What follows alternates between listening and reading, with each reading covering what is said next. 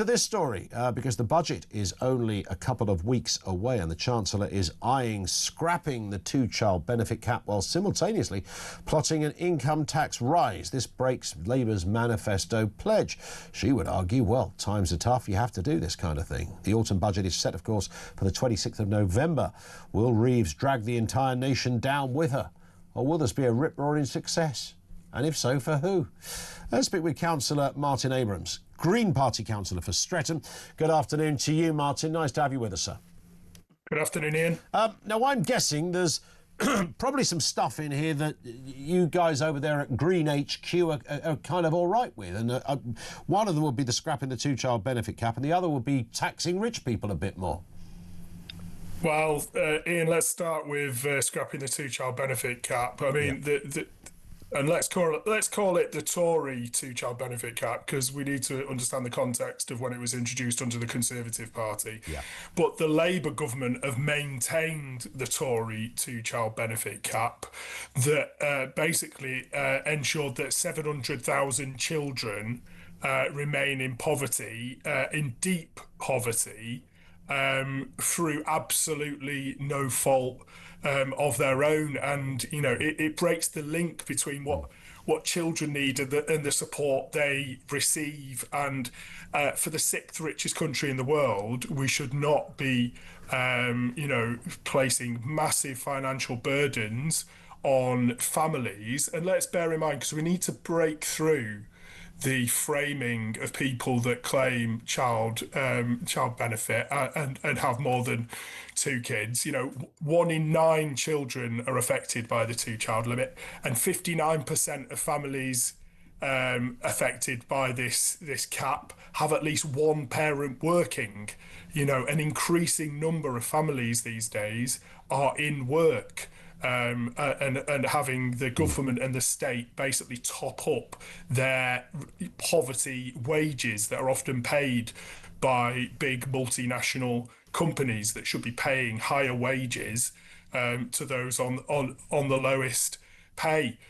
But this is a good thing from the Labour Party if they do go ahead and scrap the two-child benefit cap. I mean, there is. Can I just add in, Martin? I mean, you mentioned through no fault of their own, and you're absolutely right. It's no fault.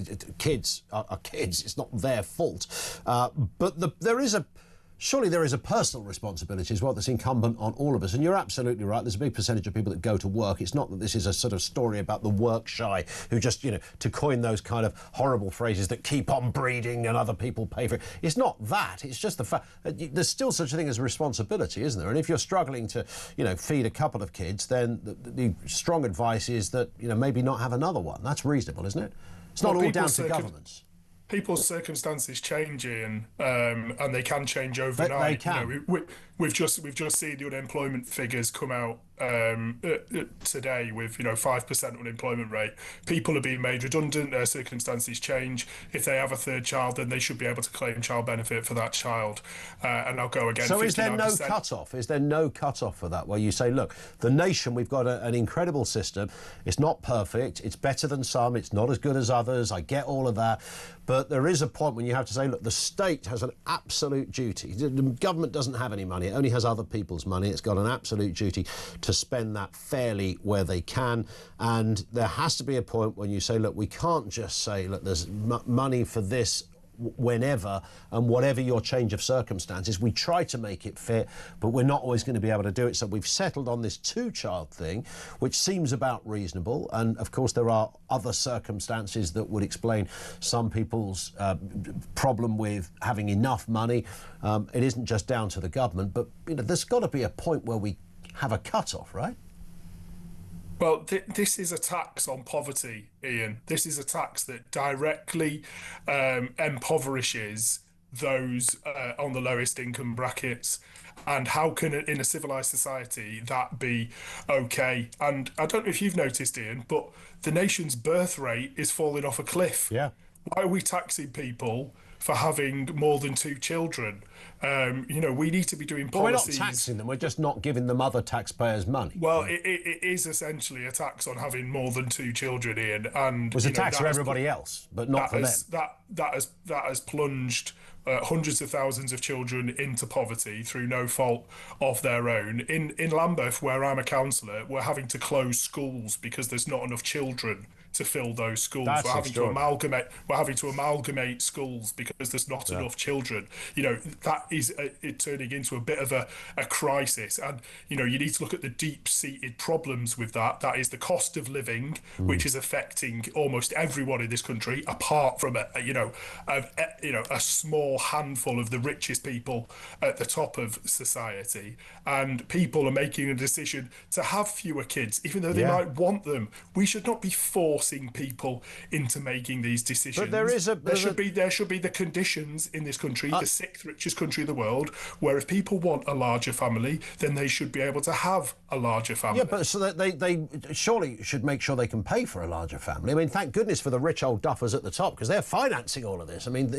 if they weren't there, we wouldn't even have we'd have a one-child benefit cap. Well, I'll come again. You know, 59% of these families are in work, Ian. I get that, but if you got rid of this, wages, with respect though, Martin, even if pay these people higher wages. I get that, and there's lots you mentioned at the beginning. And then the state would have to pay out a whole lot less in benefits to subsidise these poverty wages. I understand that there are big companies. This is basically corporate welfare, and we are paying and subsidising the poverty wages that these big companies are paying. There are big companies that should be paying more money. I do understand that, but there are many circumstances. If you suddenly get rid of this two-child benefit cap, you're not going to eradicate child poverty. In fact, those numbers probably wouldn't move very much. No, you're not. At all. But you are going to lift 700,000 children out of poverty, basically, very, very quickly. It's not going to eradicate poverty at all. I mean, this is a sort of statistical construct thing, isn't it? I mean, it's not. These are statistics from the Child Poverty Action Group. And I don't dispute the Child Poverty Action Group would have those stats. But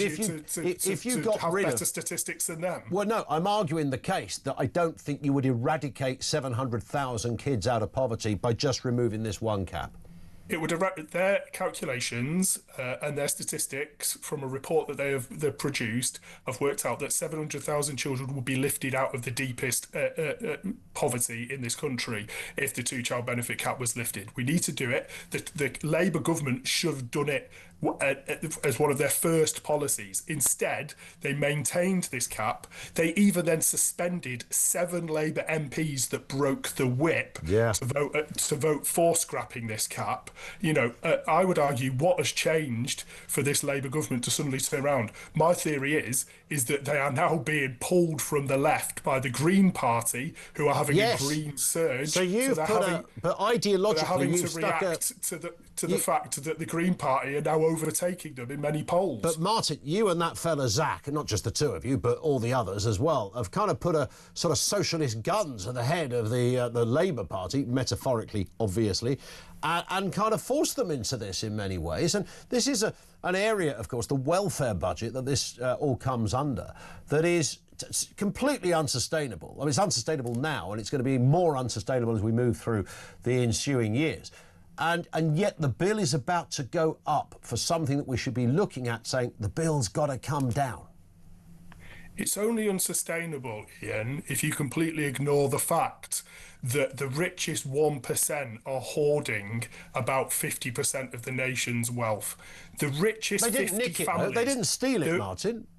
Well, they didn't steal it, but they are hoarding it. The richest 50 families in this country have over 50% of the wealth, which is just, when I even say that statistic, it just blows my mind. But if you're, I don't know, if those you're with somebody, the broadest shoulders, but listen, I know, should be paying way more. I know all the left-wing cliches, I get all of that, but I mean, if you're, I don't know, Andy Murray or something, and you're a millionaire, multi-millionaire sports person, because you flog tickets for people to watch you play tennis, you write your autobiography, you get a nice sponsorship from a TV commercial, you haven't taken that money from a poor person, you've earned that money yourself, and someone independently has given it to you. Well, we need more of those people, not fewer of them. I don't know if we want to go into a deep and meaningful conversation about the capitalist theory on your show, Ian, but the Labour of people working is what makes the wealth for the richest in this country. That is one way to looking at it through a funny part of the telescope. It is working class people that create the wealth. No, it isn't. It really isn't. It really isn't. My mum and dad, I'm from a working class background. My dad painted rich people's houses for a living. He used to shin up ladders in cold weather, painting the houses of the dukes and the God knows who else, and, you know, people who had a few quid. He wasn't there because of those people whose houses he was painting. He was painting people's houses who created jobs. They created wealth. And there's no system in the world that is more proven than capitalism to have taken more people out of poverty anywhere on planet Earth than capitalism. I'm sure you're ready for that question, but you would agree with me, Martin. Show me a better system that has worked. Well, listen, I'm not going to go into a debate. But where is it? When you mentioned capitalism, where is a better system? Capitalism. Where is a better system that's worked? Where in the country? Listen, in the world. When capitalism is such a dominant system, any alternative system that tries a different approach is then viciously attacked by those that want to preserve capitalism. So you're saying it like it's a dirty. I mean, we have a hybrid, don't we? We've got a National Health Service, so there is a socialised system. Our education system is a socialised system in that respect, but we also have. And isn't it funny that some of those systems are the most popular things in this country? And the National Health Service, well, I don't know about today. Healthcare free at the point of use is one of the crown jewels. Well, of British society. kind of. I mean, it's not a religion. It's a service we pay for. I mean, it is always. But no one's one of the most popular public services. No one's copied it around the world, Martin. You know, public ownership of our utilities. If you poll people and you ask, would you like our water to be owned for the public interest or for private profit, almost everyone says they want it run in the public interest. Okay, I challenge you to find any public service in this country that has been run under the capitalist system that has actually worked. I will challenge you, Ian, to state that. Yeah, well, I would mention telecoms being the obvious one. I would mention telecoms being the obvious one. Yes. What? British Telecom? Yeah, British Telecom. Yeah. Yeah.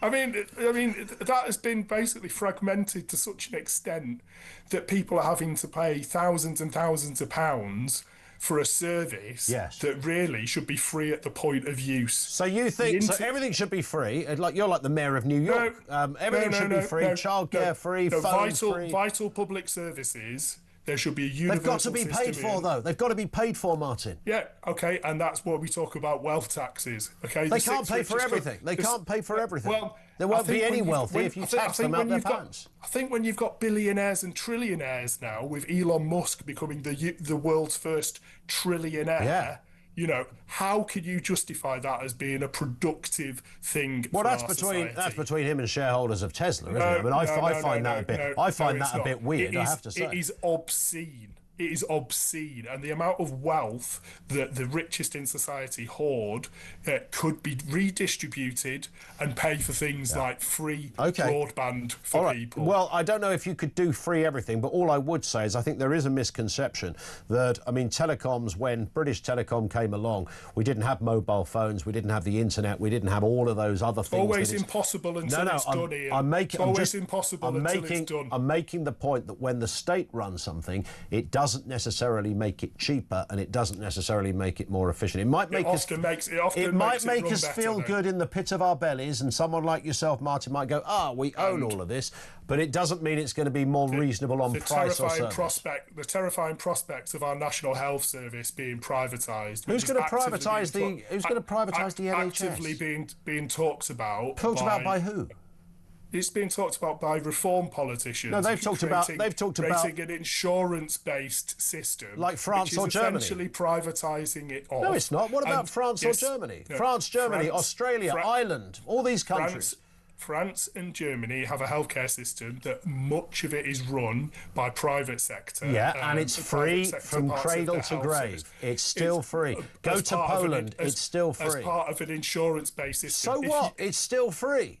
And better outcomes. The one country you didn't mention there, which is the United States of America, which also runs on an insurance-based system. But why do you go there? Why do you pick the America when there's about 170? Because that's the model that Reform want to use. They've never said that. No one in Reform has ever said. No, they haven't. They've talked about an insurance policy. When did you become a Reform spokesperson, Ian? I became a spokesperson for what is true and what is not true. No. Nigel Farage was caught on a video about 38 years ago talking about an insurance-based system. That's not the American system. Nigel Farage is obsessed with the United States of America. I agree. He likes the United States. He's weirdly obsessed with Donald Trump to the point of deep concern. He's weirdly obsessed with the models of healthcare that they use. He's talking about having an ICE kind of immigration Gestapo to deport people. He's weirdly obsessed with the United States of America, and I would not go near the United States of America. But you're probably, I mean, I don't know you, Martin. You're probably a bit obsessed with Fidel Castro, for all I know. I don't know, but I'm making the point that different people in different parts of the political spectrum can have models that they look at and say, I believe that runs better, and the electorate can decide whether they agree with it. That's democracy, right? No, I've got no strong feelings about Castro. I've got strong feelings about people like Bevan that created our NHS, or Attlee that built millions of council houses. The Tories actually, the Tories proposed the NHS, of course, in the White Paper. Yeah, but then they voted against it. Well, they didn't vote against it; they were voted out of office. So it wasn't the Tories that created the NHS. Henry Willink was the health minister who had the first White Paper for the NHS. It was proper socialists that would not stand a chance in today's Labour Party. They'd probably be... Mate, listen, on that point, Martin, maybe there is a reason for that. Listen, lovely to speak with you, and lock horns amicably as well. Councillor Martin Abrams, Green Party... That's a surprise, isn't it? Green Party Councillor for Streatham. Thank you to him. This is Talk.